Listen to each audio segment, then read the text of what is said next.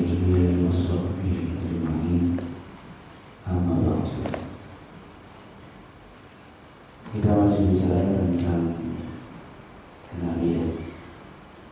Dan hari ini kita bicara tentang apa yang khas dari umat Rasulullah Sallallahu Alaihi Wasallam, yang khas, yang menjadi ciri khusus dari umat Rasulullah Sallallahu Alaihi Wasallam. Di dalam Al-Quran Allah Subhanahu Wa Taala berfirman, "A'udzubillahi minasyaitonir rajim. Bismillahirrahmanirrahim. Kuntum khayra ummatin ukhrijat lin-nas, ta'muruna bil ma'ruf wa tanhauna 'anil munkar wa tu'minuna billah. Walau amana ahlul kitab lakana khairan lahum. Minhumul mu'minun wa aktsaruhumul fasiqun." Subhanallah. Kata Allah Subhanahu Wa Taala, Allah berfirman, "Kuntum khayra ummatin." Kamu adalah umat terbaik yang pernah ada dalam sejarah peradaban kemanusiaan. Jadi tidak ada umat sebaik umat Rasulullah SAW di dunia ini kecuali umat Rasulullah SAW. Khayra ummatin, sebaik-baiknya umat. Apa yang khas dari sebaik-baiknya umat? Kata Allah, ta'muruna bil ma'ruf wa tanhauna 'anil munkar. Ini disebabkan karena kamu selalu mengajak untuk melakukan kebaikan dan kamu mencegah untuk terjadinya kejahatan, untuk minum dan kamu beriman kepada Allah. Sebegitu istimewanya tugas amanah ini, sampai-sampai Allah mengatakan, kalau sekiranya ahli kitab itu mau memikul amanah ini, ahli kitab mau memikul amanah ini, maka mereka juga berhak mendapatkan khairul ummah. Kalau sekiranya ahli kitab itu mau mengemban, memikul tugas amar ma'ruf nahi munkar ini, maka khairul ummah, mereka juga berhak mendapat kebaikan ini. Tapi sayangnya minum kalau sedikit dari mereka yang beriman, kebanyakan mereka adalah orang-orang yang fasik.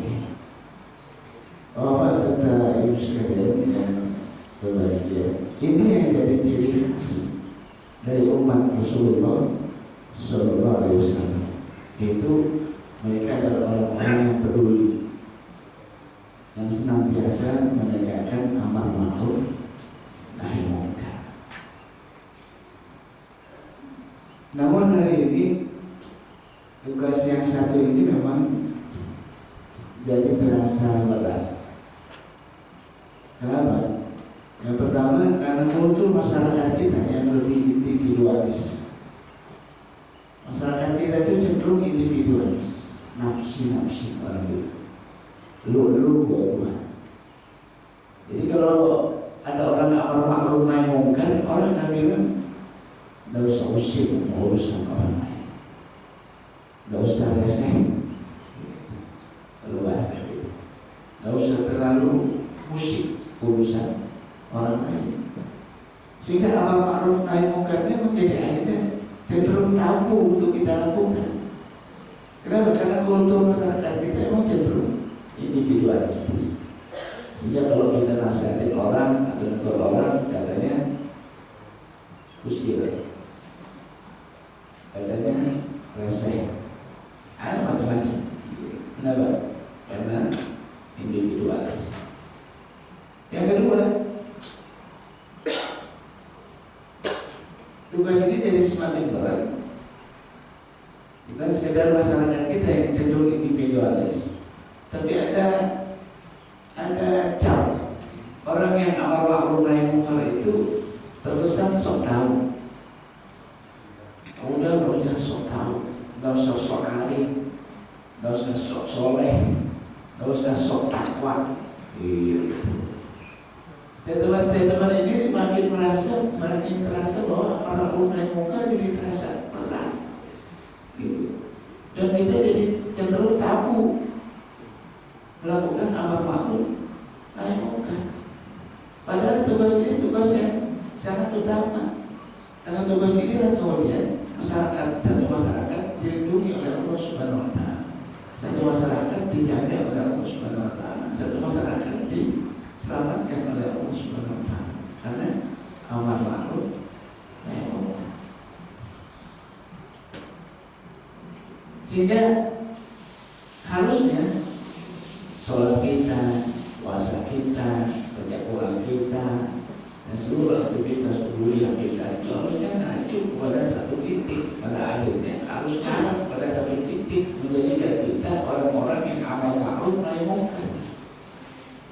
Kalau sholat kita ngajarin kita jadi orang yang sensitif, kita jadi orang yang peka terhadap tugas pertama amar nahi munkar, sholat kita jadi cenderung terjebak pada rutinitas. Terjebak pada rutinitas. Kita belajar ilmu banyak, kita punya ilmu, tapi kemudian nggak ngajarin kita kepada pedulian tentang amar ma'ruf nahi munkar, ilmu kita jadi tumpul. Begitu eksekusi tumpul. Karena ini menjadi khas dari umat Rasulullah SAW.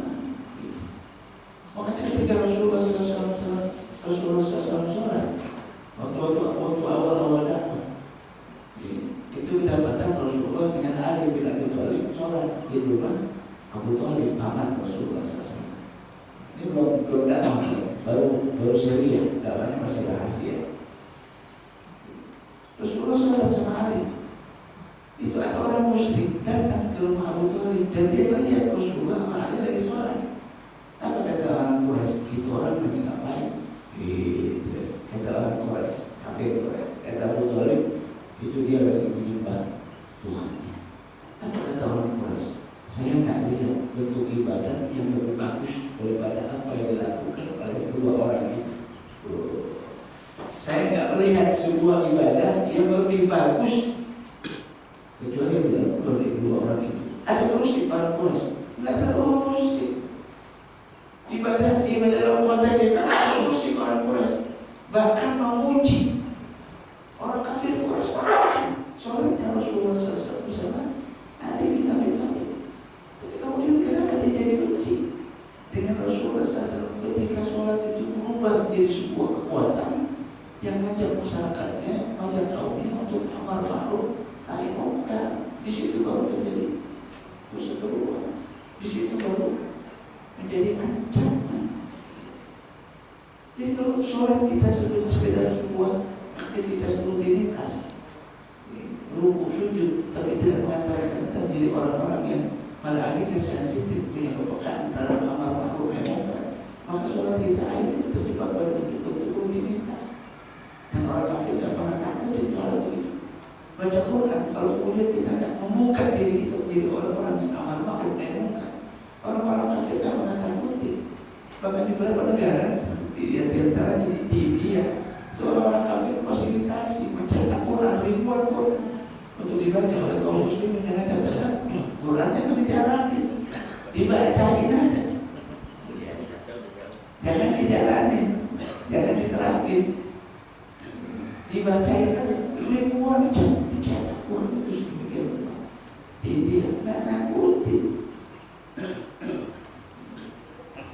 Begitu juga puasa kita, begitu juga taklim kita, kemudian nggak mengantarkan kita menjadi orang-orang yang amar ma'ruf nahi munkar. Itu jadi kehilangan eksistensi dari umat ini. Rasulullah SAW dan dulu para sahabat terus para tabi'in ini menyerukan kalimat ini. Sampai kata Rasulullah, afdalul jihad, seutama-utamanya jihad adalah kalimatul adl, mengucapkan kebenaran di depan hakim jahil, di depan penguasa yang zalim. Itu amar ma'ruf nahi munkar. Afdalul jihad disebut sama Nabi, seutama-utamanya jihad, yaitu berkata benar di depan penguasa yang zalim. Ini enggak mudah. Karena amar ma'ruf nahi munkar jadi ukuran keimanan. Ukuran keimanan, sholat iya bagus, baca Quran iya bagus. Tapi pada akhirnya ukuran keimanan kita ditentukan oleh sejauh mana kita cinta pada kebenaran dan sejauh mana kita benci pada kemaksiatan. Ini yang kata Rasulullah SAW, man ra'a minkum munkaran falyughayyirhu bi yadihi.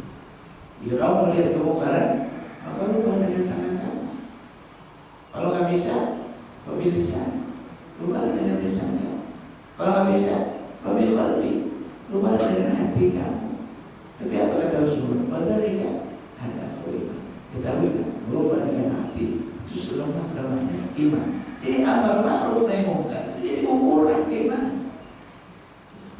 Jadi kalau kita mau lihat iman kita bagus apa nggak bagus, sehat apa nggak sehat, benar apa nggak benar, itu ukurannya adalah sejauh mana kita benci pada kemungkaran dan sejauh mana kita cinta dengan ketaatan. Itu ukurannya. Lalu kemudian kita rajin sholat, kemudian kita rajin ngaji, kemudian kita rajin baca Quran dan sebagainya, itu ekspresi. Jadi jangan dibalik. Akhirnya kita, kalau dibalik, akhirnya kita berjuang pada rutinitas dan berjuang pada tamantu, keasikan. Saya sholat haji, Ustaz, nikmat banget, nikmat sholat, nikmat banget. Jadi buat nikmat aja. Nggak salah bahwa sholat itu nikmat, nggak salah saya katakan.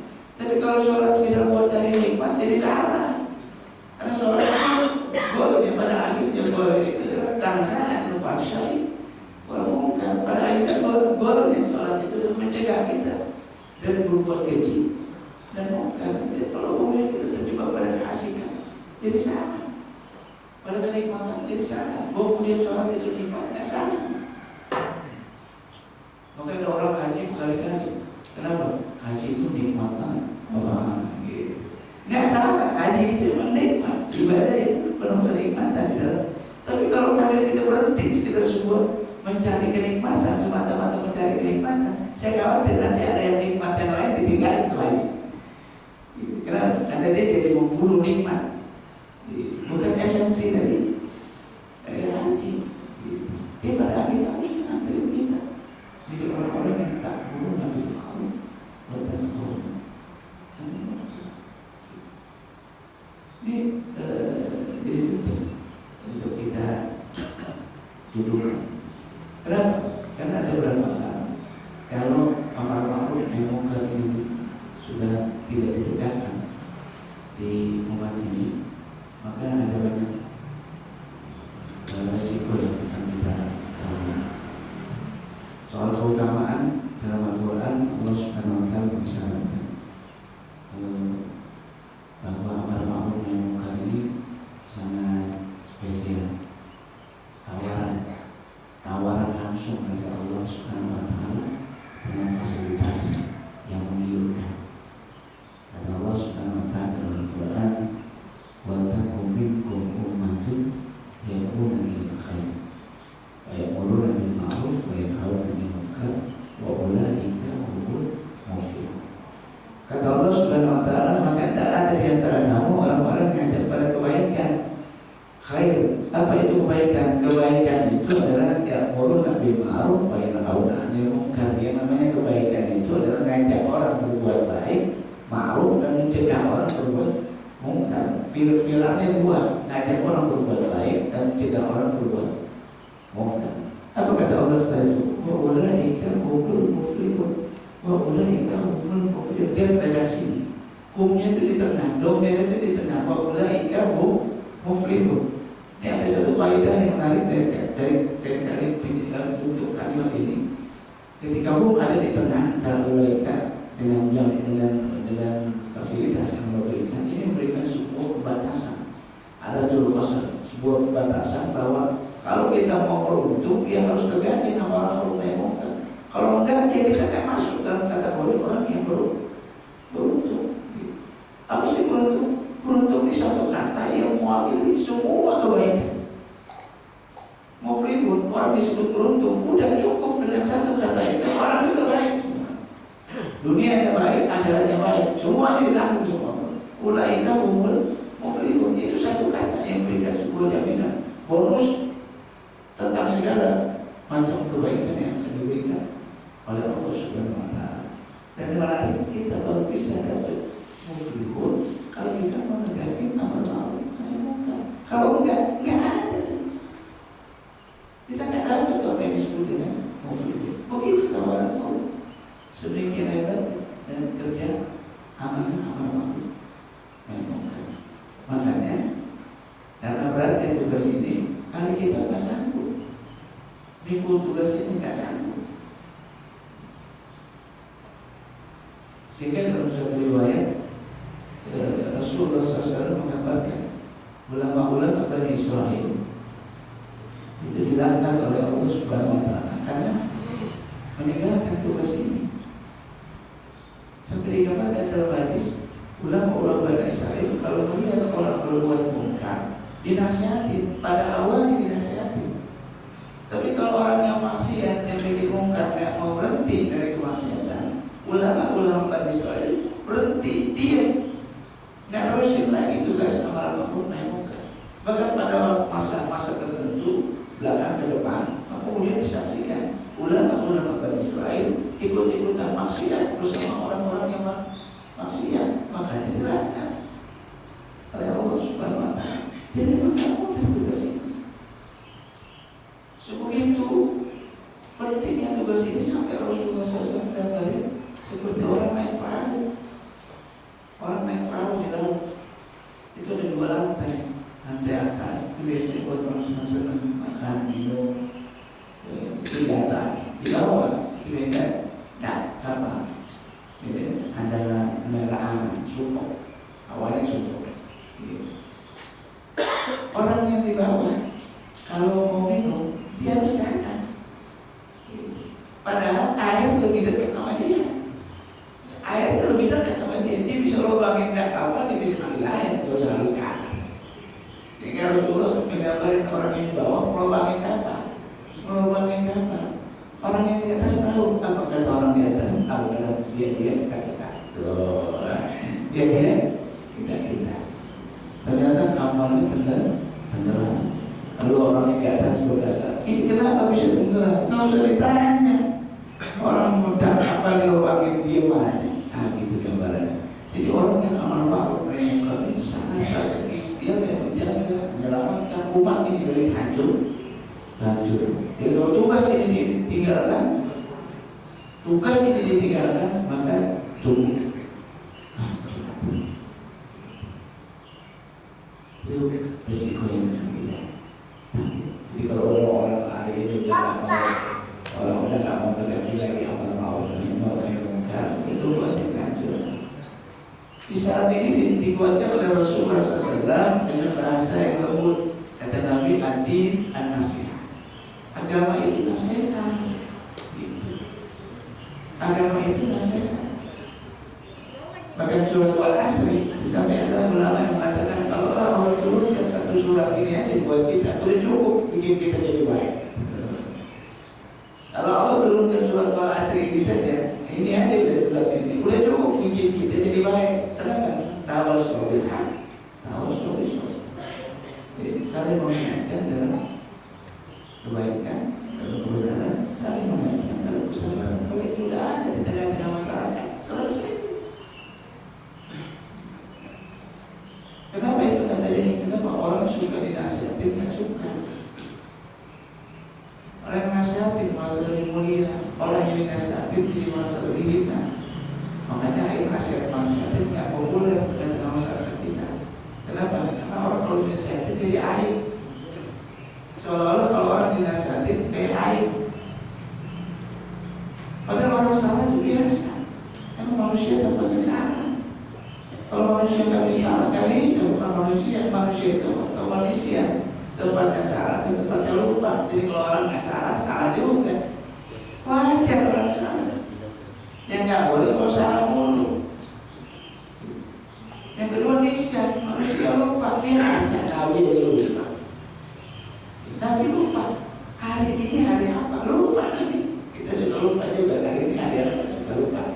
Kalau yang kerja dinas itu biasanya nggak lupa. Tapi kalau nggak kerja dinas biasanya suka lupa. Ini hari apa?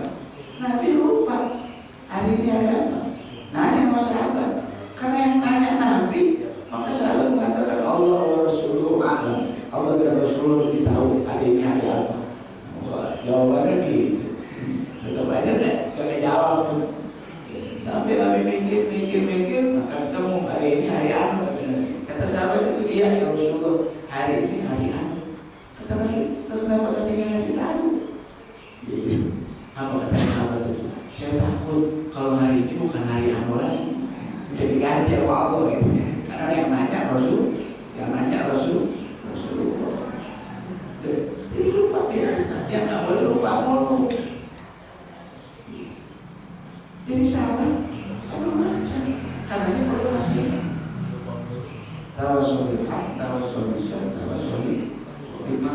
Tiga, dalam kebenaran. Nah, kebenaran di substansinya harus kebenaran disampaikan, jangan yang batin. Substansinya harus kebenaran. Yang kedua, sabar. Enggak semua nasihat yang disampaikan langsung diterima. Karena yang perlu sabar, mengajak orang sabar. Yang ketiga, ini yang suka nggak terrealisasi. Apa itu? Bil marhamah. Nasihat itu kadang-kadang tidak bil marhamah, tidak menyentuh esensi dari kasih sayang. Bahwa nasihat itu buat kasih sayang, bukan karena benci. Ini kalau sayangnya, rivalitasnya, orang yang dia benci, nasihatin habis-habisan, kritis banget ya. Kalau yang dia benci, tapi kalau dia cintai, tutup mata ya. Nasihat itu karena cinta, bil marhamah. Inilah teman sejati.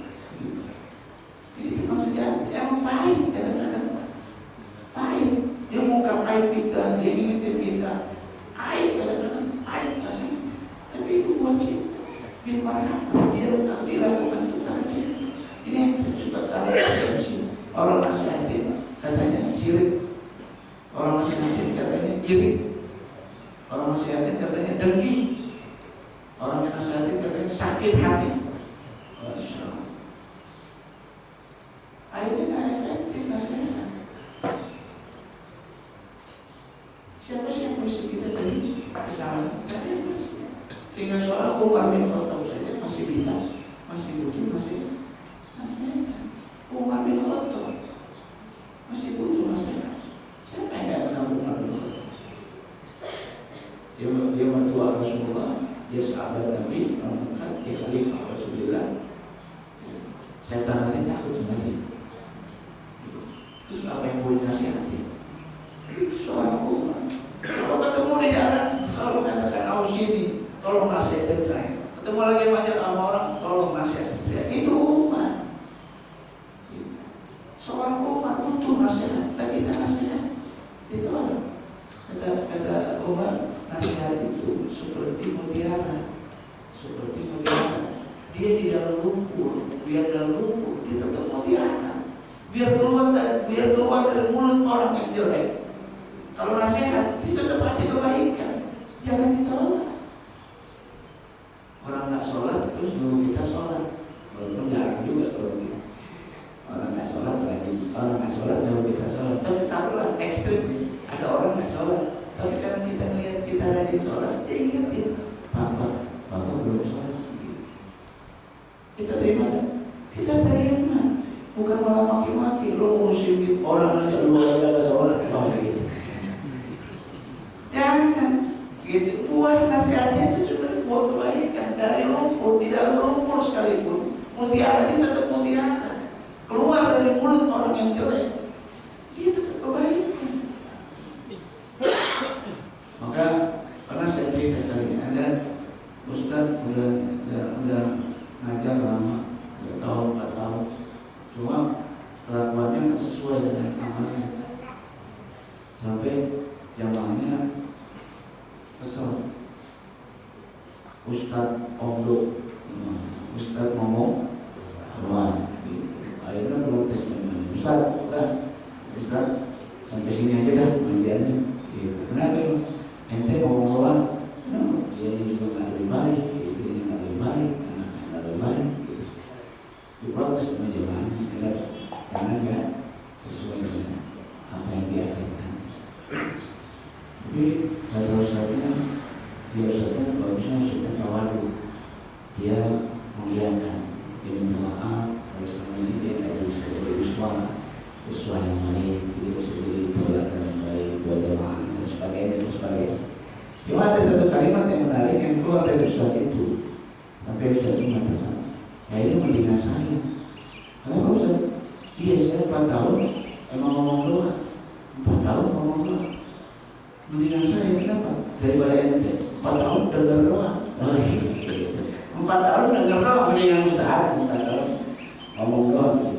Jadi Ustaz biar dia ngerjain alasannya itu, yang alasannya buat pelajaran yang dia ambil aja kebaikan sebagai sebuah kebaikan. Makanya bicara ilmu itu bicara duluan aja. Tapi bicara amal, ayo fastabikul. Ayo, belum tentu Ustaz lebih baik dari jemaahnya. Belum tentu orang yang ngaji hadir di sini lebih baik dari orang yang nggak hadir. Ada orang yang nggak hadir di masjid itu, ada yang nggak hadir. Kita hadir, kata Nabi, belum tentu yang hadir di sini lebih baik dari yang tidak hadir. Artinya apa?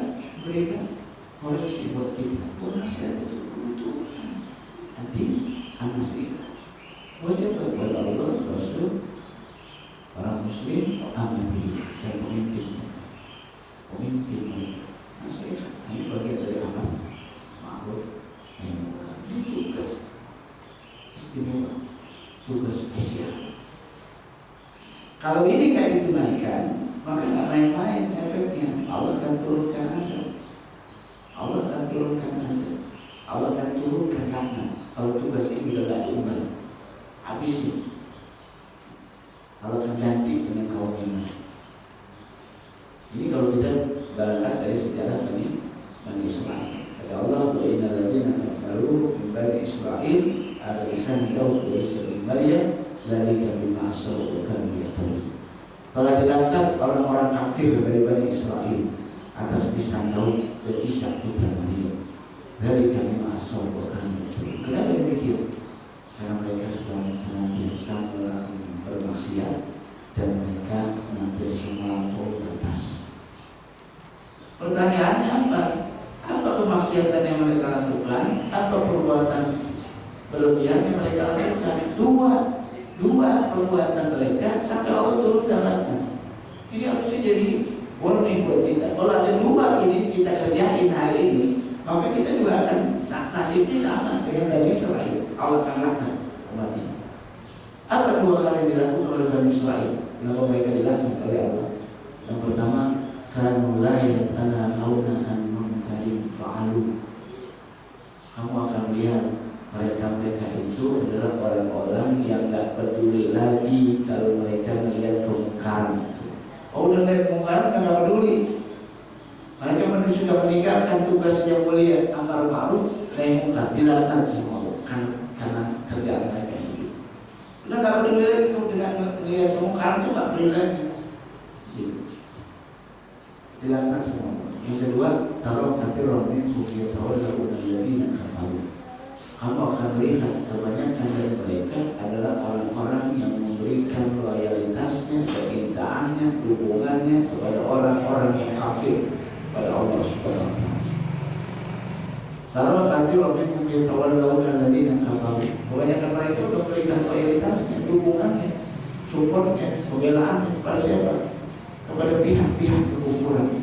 Kalau dua ini ada di satu umat, Allah. Dan kalau Allah sudah turunkan azab, itu Allah nggak pilih-pilih, semuanya diazab. Yang rajin ke masjid, yang rajin ngaji, yang rajin baca Quran, ustaz, nggak ustaz, semuanya. Kenapa? Karena Allah berfirman, wattaqu fitnatan la tusibanna alladziina zalamu minkum khassah. Maka hendaklah kamu takut. Tentang apa? Tentang azab. Yang Allah kalau udah turunin azab, Allah nggak menimpakan ke orang-orang zalim saja. Bukan orang-orang zalim aja terus Allah pilih ini yang zalim disiksa, yang nggak zalim disiksa. Hanya kalau udah turun semuanya diazab. Termasuk orang yang rajin ke masjid, termasuk orang yang rajin ngaji. Aisyah pernah bertanya, ya Rasulullah, dia kan sholat, dia kan ngaji, dia kan ibadah. Salahnya di mana? Orang yang ngaji diazab juga sama Allah. Salahnya di mana? Orang yang sholat diazab juga sama Allah. Salahnya di mana? Orang yang beribadah diazab juga sama Allah. Salahnya di mana? Salahnya adalah ketika dia sudah nggak peduli dengan kemungkaran. Itu salahnya dia. Itu salahnya dia. Kenapa dia udah nggak peduli dengan kemungkaran? Dia asik sholat, dia asik ibadah, nggak peduli dengan kemungkaran. Itu salahnya. Sampai kemudian Allah azab semuanya. Begitu Allah harus turunkan azab. Dan ini salah satu sebabnya adalah ketika kita sudah tidak mau mengikut amanah amar ma'ruf. Ini memang berisiko. Tidak banyak orang yang melakukan ini. Karena ini jadi ukuran keimanan. Ini jadi ukuran keimanan. senang kepada ketaatan, benci pada kemungkaran. Sehingga Rasulullah sehingga Allah berfirman di ayat yang lain, "Qad nazala 'alaikum fil kitabi an idza sami'tum ayatullahi yukfar biha aw yastahza'u biha fala taqulu ma'ahu hatta yaqudu fi haditsin ghairi innakum idza misluhum innallaha jami'ul munafiqina wal kafirina fi jahannam jami'an." Sesungguhnya telah turun di dalam Quran ini, di dalam ayat, di dalam kitab ini sudah turun. Apa turunnya? Perintahnya, manakala kamu melihat ayat-ayat Allah diperolok-olokkan, manakala kamu melihat ayat-ayat Allah diingkari, ayat-ayat diingkari, ayat-ayat Allah diperolokkan, apa kata Allah? Fala ta'budu ma'ahum, jangan lagi kamu duduk-duduk bersama mereka. Nggak boleh duduk-duduk bersama mereka. Hatta yaqudu fi haditsin ghairi, sampai kamu merubah sikap mereka. Kalau enggak, idza misluhum, kamu serupa dengan mereka.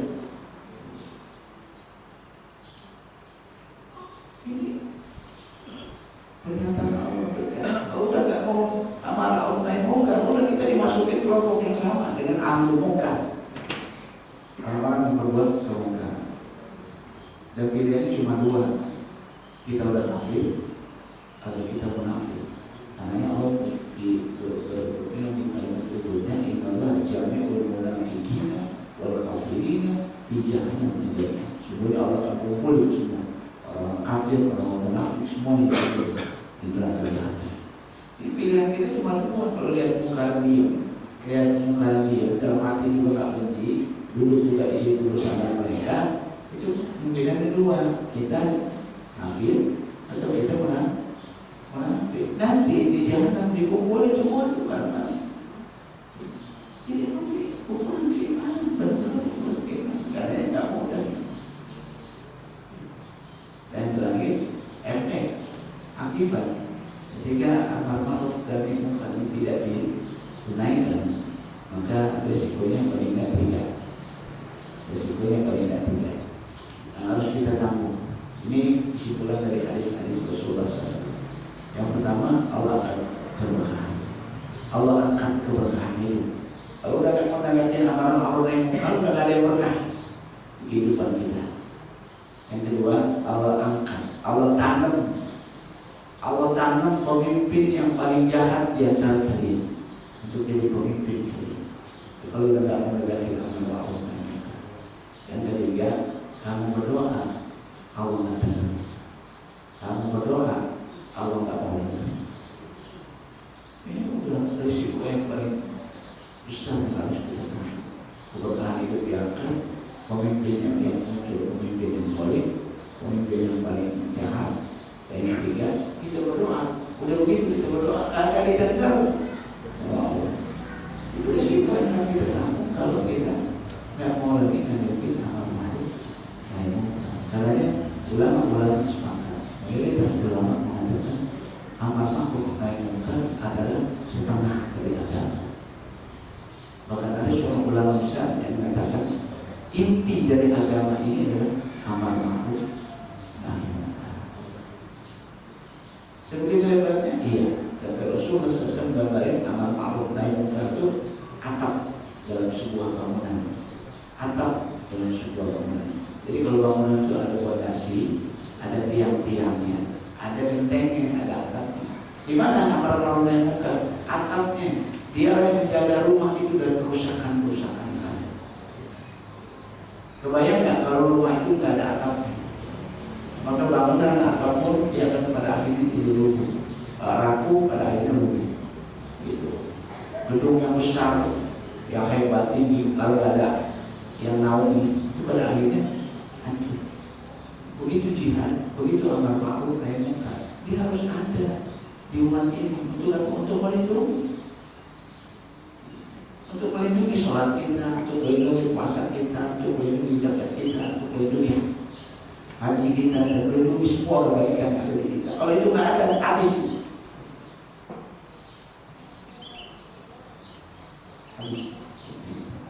Namanya Allah mengajarkan inti agama itu amar ma'ruf nahi munkar. Jadi kalau amar ma'ruf nahi munkar udah nggak ada, maka tidak ada itu agama. Esensi agama tidak ada. Itu bagaimana Islam hadir sebagai rahmatan lil alamin karena tugas ini. Jadi kalau ada ustadz yang ceramah kadang-kadang agak keras-keras sedikit, ya, ada yang lembut, ustadz kan ada yang lembut, ada yang keras, itu masalah style. Esensinya sama. Jadi amar ma'ruf nahi munkar, jangan disalahin waktu ustadz terlalu keras. Dulu dia nggak keras, kita tahunya sekarang udah keras. Dulunya dia lembut, cuma nasihatin nggak didengar, makin keras tuh. Nggak didengar, kemaksiatan makin masif. Dia ingetin lagi sampai keras dia ngomong. Kenapa? Karena udah serius. Kalau bangunin orang tidur, pelan-pelan ini kebakaran nih, lagi kebakaran. Bapak bangun kan kebakaran. Kalau syukur dia bangun, apinya makin besar, makin dekat. Ngomong masih begini, Bapak kebakaran Pak. Iya kebakaran. Gitu. Orang bangun tidur ini rumahnya kebakaran. Bangunin Bapak, rumahnya kebakaran. Apa? Nggak bangun. Kadang-kadang disehari, kadang-kadang disehari. Pak rumah kebakaran. Sakit. Tapi itu cinta. Itu sayang. Kadang-kadang ada ustadz yang keras, ngomongnya keras. Terus begitu katakan keluarga ustadz nggak ngerti, dapat orang gitu. Itu kita lihatnya udah sekarang. Itu ustadz tuh ceramah puluhan tahun yang lalu ngingetin negeri ini, mau kagak didengar. Kemaksiatan, kemungkaran makin masif. Jadi harus sampai ini ke umat. Aku beresikonya. Api makin besar. Udah di penjuran, udah di tepi jurang, udah tinggal nyemur doang. Bapak yang udah di tepi jurang, nanti jatuh. Ada ditarik. Udah tinggal nyemur doang, masih lembut juga nggak bisa tarik. Salah, nggak salah. Itu ekspresi dari kasih sayang, ekspresi dari cinta. Memang kadang baik, tapi itu amal. Nah itu ada misalnya tafsirkan dengan tafsir yang buruk. Maunya lembut terus, yang nggak salah juga mau lembut, tapi ada waktunya. Kadang-kadang harus keras. Kenapa? Karena risikonya yang besar. Kalau itu tidak ditunaikan, itu masalah esen. Asal dalam koridor syar'i. Abu Bakar lembut, tapi Umar karena temperamental. Masuk pasar takut semua pedagang. Umar masuk pasar semua pedagang takut. Jangan macam-macam, jangan curang di pasar. Umar datang tertib. Anak kecil lagi main di jalan, Umar lewat bubar. Anak kecil takut sama Umar.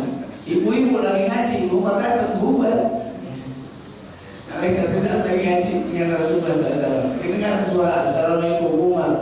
Masuk ibu-ibu semua kamar. Ibu kata Umar, kenapa tadi amal Rasulullah nggak masuk? Kata saya pada masuk, kenapa? Kata ibu, kenapa Umar yang ada kasar? Kasarnya Umar arah, kasarnya Umar arah, nggak ada yang batin. Ini masalah style. Setan lagi minggir, setan minggir. Nggak ada satu jalan yang kalau setan jalan di satu jalan, terus dia bakal tahu bahwa Umar juga lewat jalan itu, bakal ketemu Umar. Kata setan, mending gua dari jalan lain. Itu Umar minggir. Nggak ada yang bikin setan berlarian kecuali Umar. Hingga Rasulullah katakan Umar mau datang. Sahabat tinggal teman-teman dicari mana Umar. Rasulullah melihat dari mana Umar mau datang. Ya Rasulullah, mau lihat dari mana Umar mau datang. Kata Rasulullah, aku melihat setan berlarian di Umar mau datang. Itu Umar. Sesaat kemudian benar Umar muncul. Karena asal, tapi Allah, Abu Bakar pun Allah, Utsman pemalu Allah, semua diperhimpun Allah. Jadi kalau ada bapak ini agak keras, bapak itu lembut, karena yang dari Jawa, ini dari mana, itu masalah style. Selama Allah, jadi indah.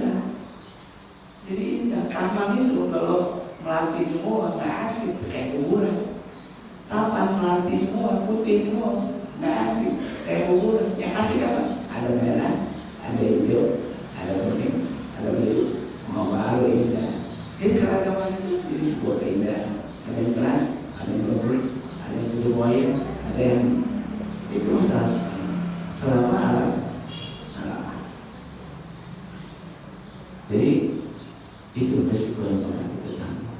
Kalau nggak kegodaan, Allah tanam pemimpin yang jahat. Yang ketiga, Allah tak kenal lagi. Kalau lihat dari sini, maka jelas bahwa amal ma'ruf itu menjadi kewajiban yang paling utama. Meninggalkannya, berarti meninggalkan esensi agama. Baik, habis ini ada jawaban. Ada yang paham sini berbagi. Ini ciri khas berulang Rasulullah SAW. Jadi kalau kita mau tetap di rumah Rasulullah, maka sedapat mungkin kita harus bisa berupaya untuk mengembang amanah yang boleh ini. Baik, silakan kalau dia mau. Alhamdulillah, jazakallahu khairan pada Ustaz Iwan yang akan menyampaikan tausiahnya atau nasihat-nasihatnya pagi hari ini. Itu terkait masalah ciri khusus umat Rasulullah SAW. Tadi disebutkan di dalam Al-Quran, yaitu surat Al-Imran dan surat Al-Imran, kuntum khairu ummatin ukhrijat linnas ta'muruna bil ma'ruf wa tanhauna 'anil munkar wa tu'minuna billah. Bahwa kita adalah umat yang terbaik, itu umat yang mengajak yang ma'ruf, mencegah yang munkar, dan beriman pada Allah Subhanahu wa Ta'ala. Mudah-mudahan kita semua termasuk dari golongan orang-orang yang telah disebutkan di dalam Al-Quran tadi. Baik, langsung saja pertanyaan. 1, 2, 3. Assalamualaikum warahmatullahi wabarakatuh.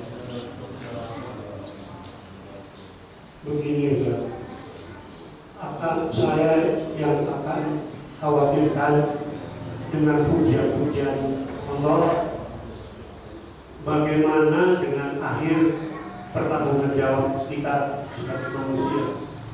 Terima kasih.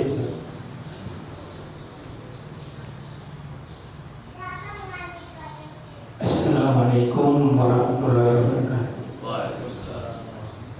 Tadi Bapak menjelaskan tentang amar ma'ruf nahi munkar, di mana ada 3 efek yang ditimbulkan. Pertama, orang tidak peduli lagi melihat kemungkaran. Banyaknya orang-orang yang memberikan bukan Allah angkat keberkahan hidup. Kedua, Allah angkat pemimpin-pemimpin paling jahat. Ketiga, kalau berdoa tidak dengar. Kelihatannya di negara ini, kita ini sudah kejadian. Karena kita lihat di dalam pemilu ini sendiri, sudah berusaha, sudah berdoa.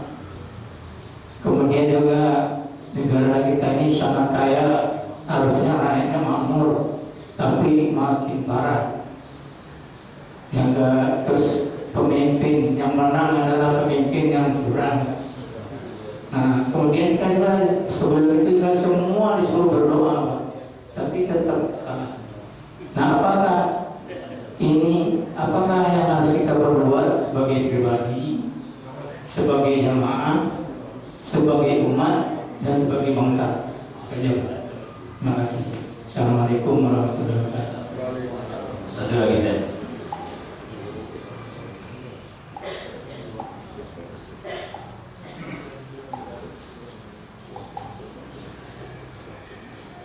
Assalamualaikum warahmatullahi wabarakatuh.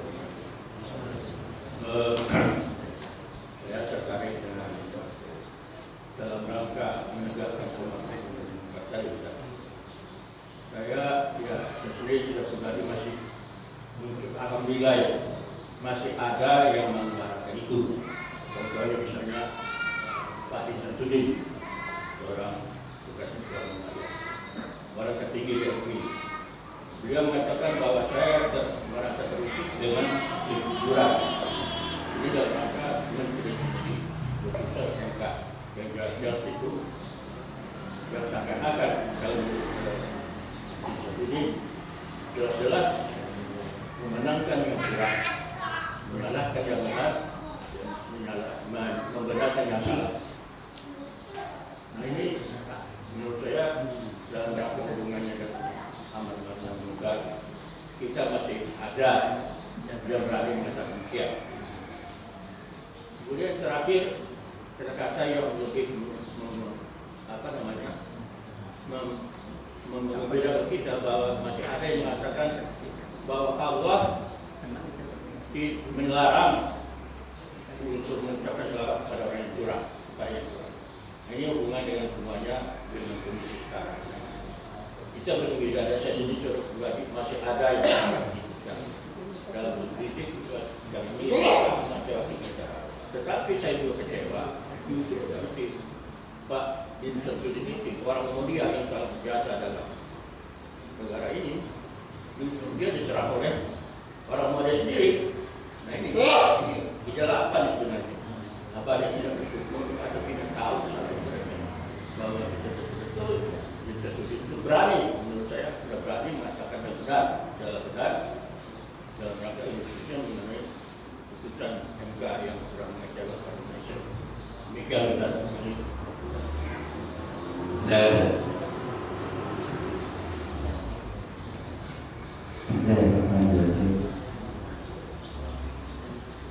terkait dengan tanya Mas, sebenarnya bicara tentang manusia, pada akhirnya bagaimana mestinya kita bisa berusaha untuk berada dalam akhir yang baik. Karena Allah hitungnya di akhirnya, bukan di awalnya. Karena Allah mengatakan wala tamutunna illa wa antum muslimun, mau mati kecuali dalam keadaan Islam. Jadi sekarang bagaimana kita usahakan di akhir kehidupan kita itu harusnya husnul khotimah. Itu yang harus jadi fokus pada diri kita. Karena itu nanti jadi ukurannya. Sehingga Rasulullah SAW dalam satu hadisnya menggambarkan orang yang sehari-harinya melakukan aktivitas kesolehan, aktivitas kebaikan, setiap hari-hari itu melakukan kesolehan. Tapi ketika surga sudah jaraknya sejengkal dengan diri, melakukan kebaikan mulu, ya orang jadi kebiasaan baik. Ketika jarak dia sama surga tinggal sejengkal, dia melakukan amalan-amalan neraka, maksiat. Maka kata Rasulullah, terus dia matinya masuk neraka. Ada orang yang sehari-harinya maksiat mulu, orangnya maksiat mulu.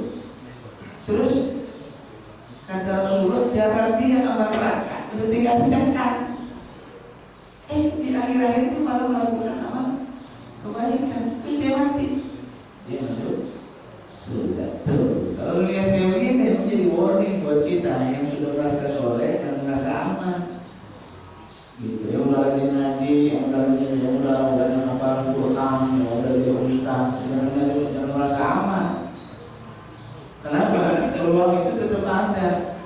Karena harusnya kita membuka, meyakinkan bahwa akhir kehidupan kita harus mematuhi.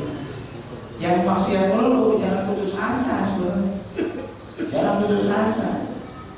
Peluangnya untuk masuk surga juga ada. Gitu. Kalau lihat hadis ini.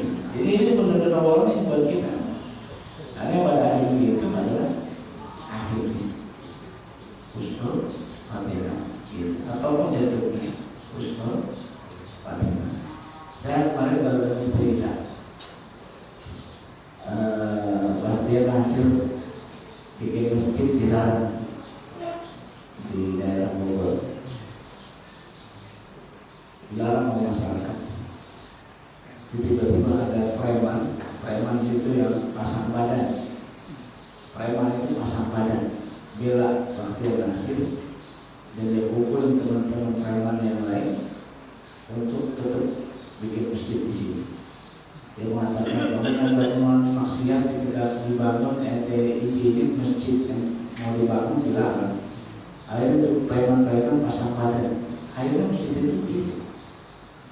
Sampai diundang oleh Bakhtiar Nasir, preman-premannya diundang pas puasa kemarin, diundang sebagai penghormatan pada preman-preman. Ikut terawih, habis terawih meninggal. Yang preman yang satu itu, preman itu meninggal, saya satu sebab tidak tahu kenapa. Meninggal habis terawih bersama para asatidz di satu hotel. Iya. Kamu lihat kayak begini, itu awalnya preman habis, ujung-ujungnya bisa jadi Gusno. Jadi ini penting. Luar biasa. Yang udah ngaji, yang jadi ustaz, yang udah alim, merasa alim, tidak merasa selesai.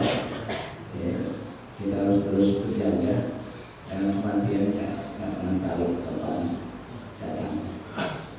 Itu yang penting bisa kalau mau puji mau nggak puji, kalau mau celah mau celah, pada ini semuanya berlaku kita. Kalau kita bisa membangun kehidupan ini dengan akhir. Yang kedua, apa ini sudah terjadi di negeri ini? Karena ternyata keberadaan diangkat. Pemimpin yang bocor, pemimpin yang jahat, yang ketiga doa kalian dengar ini sama Allah. Saya tidak bisa mastiin apa ini ada terjadi di negeri ini, tapi paling tidak ini jadi perhatian buat kita. Bahwa kemudian Allah nggak kabul doa kita, bukan berarti Allah nggak kabul doa kita. Kita minta kepemimpinan, belum tentu kepemimpinan itu baik buat kita. Jadi kalau Allah nggak kasih, itu bukan berarti Allah nggak kabul doa kita, belum tentu juga. Kalau Allah sayang sama kita. Kenapa? Karena kepemimpinan itu amanah. Kepemimpinan amanah, dan dia akan jadi ancaman yang serius nanti di hadapan Allah kalau dia nggak amanah. Jadi kalau sekarang dipikul sama orang yang pengen banget jadi pemimpin, ya silakan aja ambil. Pada akhirnya dia akan jadi penyesalan di hadapan Allah Subhanahu Wa Taala. Apa seorang Nabi harus jadi pemimpin juga enggak juga. Ya, Fir'aun berkuasa, dikasih kekuasaan sama Allah, tapi ujungnya dihancurkan juga semua. Jadi masalah kita jadi pemimpin atau tidak itu bukan menjadi indikasi bahwa Allah menerima atau tidak menerima doa kita. Tidak jadi indikasi. Yang jelas selama kita dekat dengan Allah, Allah sayang sama kita. Kalau kita minta pemimpin, Allah nggak kasih kepemimpinan, itu bukan Allah nggak kasih, tapi Allah sayang sama kita. Pemimpinan ini bukan urusan kecil, ini urusan yang besar dan akan jadi penyesalan bagi orang-orang yang mengambil. Silakan aja, boleh jadi pemimpin merasa menang, iya silakan aja. Siapa sih yang memikirkan? Siapa yang memikirkan? Tidak banyak orang yang terlupa. Sehingga dalam Islam kepemimpinan itu bukan diperlukan, tidak diperlukan. Kenapa? Karena dia lupa. Tapi kalau ditunjuk, isinya dia tidak mengelak. Tapi kalau ngambil, sampai Rasulullah SAW begitu tega. Saya katakan tega. Tega Abu Zar Al-Ghifari minta kepemimpinan dari Rasulullah. Kayak apa sih? Yang dekatnya Abu Bakar, Abu Zar Al-Ghifari dengan Rasulullah. Dekat banget. Rasulullah dan Abu Zar dengan Rasulullah dekat banget. Kalau Abu Zar minta Pak Nabi, harusnya dikasih. Ada satu jabatan yang kosong, Abu Zar minta ya Rasulullah saya aja jadi pemimpin. Kata Nabi tidak ya Abu Zar. Oh, nggak dikasih sama Rasulullah. Apa Rasulullah benci? Bukan. Allah sayang. Rasulullah sayang sama Abu Zar. Kenapa? Kepemimpinan itu perlu orang yang kuat.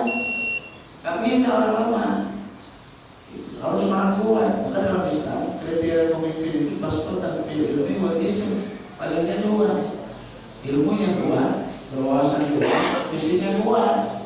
Fisiknya kuat gimana? Fisik harus kuat. Apalagi dipimpin jutaan orang harus kuat.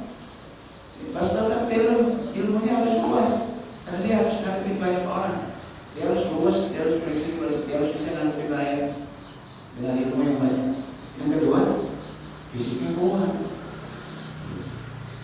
Dua ini yang disyaratkan oleh Allah, sehingga Taulut diangkat oleh Allah jadi pemimpin, walaupun umatnya protes. Kenapa Taulut jadi pemimpin? Kenapa protes? Karena paradigma mereka pemimpin itu harus kaya. Begitu diangkatnya Taulut jadi pemimpin, dia katakan, "Buatan aku bilkul itu." Daripada Taulut mendingan kami lebih layak jadi pemimpin daripada Taulut. Kenapa? Kata mereka, walau minta sa'ata minallah, walau minta sa'ata minallah. Taulut bukan orang kaya. Kalau di mereka itu kan begitu, pemimpinnya kaya. Kalau nggak kaya, nggak usah ngimpi jadi pemimpin. Gitu. Ini paradigma jahiliyah. Ini yang terjadi di kita. Makanya adalah kalau soal pimpinan Allah kasih pada orang yang Allah kehendaki. Suka nggak suka, berujung jadi baik atau tidak, semuanya akan terkait dengan kehendak Allah. Kemudian ketika kita minta pemimpin umat Islam tiba-tiba dihadapi, ya kita nggak usah berusaha sama Allah, karena bisa jadi ini kebaikan buat kita. Jadi makanya saya katakan, saya nggak bisa pastiin apa ini merupakan indikasi memang sudah terjadi di negeri ini.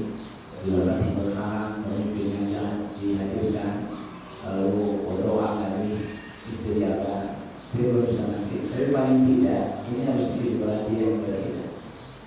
Kenapa? Karena ke depan ladang amal jadi semakin besar. Itu hikmahnya. Kalau udah baik semua, ladang amal jadi sempit. Kenapa orang kafir yang jahat itu umurnya panjang? Orang kafir, orang jahat umurnya panjang. Ada hikmahnya. Kita doain mati, kagak mati-mati. Kita doain mati, kagak mati-mati. Panjang tuh umurnya orang jahat. Kita nyuwit, malah mati. Kita doain, kagak mati-mati. Kalau jahat banget, kalau kumat, kita doain, biar mati, kagak mati-mati. Apa hikmahnya? Itu ladang amal buat kita. Kalau ada orang kayak begitu, itu jadi banyak kerjaan kita. Ada kerja besar. Kalau orang kayak gitu udah gak ada, kita gak ada kerjaan. Jadi ada hikmahnya. Orang jahat itu umurnya panjang. Dan itu lahan buat kita beramal soleh, amal ma'ruf nahi. Ada orang bersoleh semua, terus kita mau kerja bersoleh semua. Jadi ada hikmahnya, ini hikmahnya. Dan yang ketiga ini, kita masih bersyukur ada orang yang mau bersuara. Banyak lah, masih banyak baik ulama atau partai atau yang lain, masih banyak membawakan kebenarannya. Jadi kita masih bersyukur. Walaupun resikonya sebenarnya besar, bagaimana resikonya sangat tinggi. Tapi itulah taruhan iman. Lalu kenapa banyak orang yang juga menghujat? Ini cara sepertinya. Jadi kalau sudah kepemimpinan, pada akhirnya kepentingan.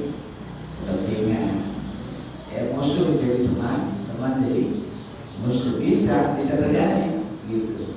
Maka fenomena loncat akrobat di politik itu jadi fenomena yang biasa gitu. Kenapa? Karena bicara seperti pentingan, bukan masalah hak atau batil. Bicaranya penting, dari bicara tahta, dari bicara sulitas, harta dan lain. Dan ini terjadi di banyak pemilu sebelum ini. Zaman Muhammad Nasir, Masyumi, juga keluhan Muhammad Nasir juga begitu. Sama, keluhannya sama. Banyak pendukung Muhammad Nasir kemudian lompat ke kubu-kubu PKI waktu itu. Karena partainya PKI. Banyak ulama-ulamanya, ustaz-ustaznya Masyumi lompat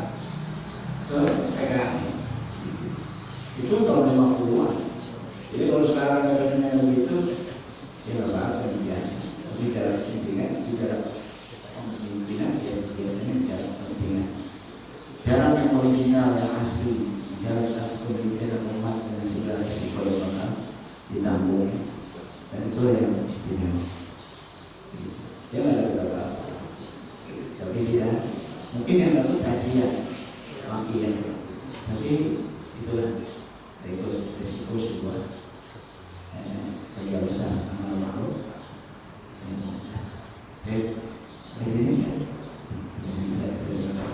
Baik, alhamdulillah dan ucapkan terima kasih kepada ibu kita. Semoga Allah menambah kebaikan untuk beliau dan untuk kita semua. Dan untuk besok pagi, insya Allah kalau Ustaz Muhammad Zuhri Amin sebagai pengganti dari Ustaz kita yang bernama Nadir, mudah-mudahan kita semua diberikan kesehatan dan kesempatan untuk bisa mengikuti acara tersebut. Dan pada kali kita pada pagi hari ini sama-sama kita dengan hamdan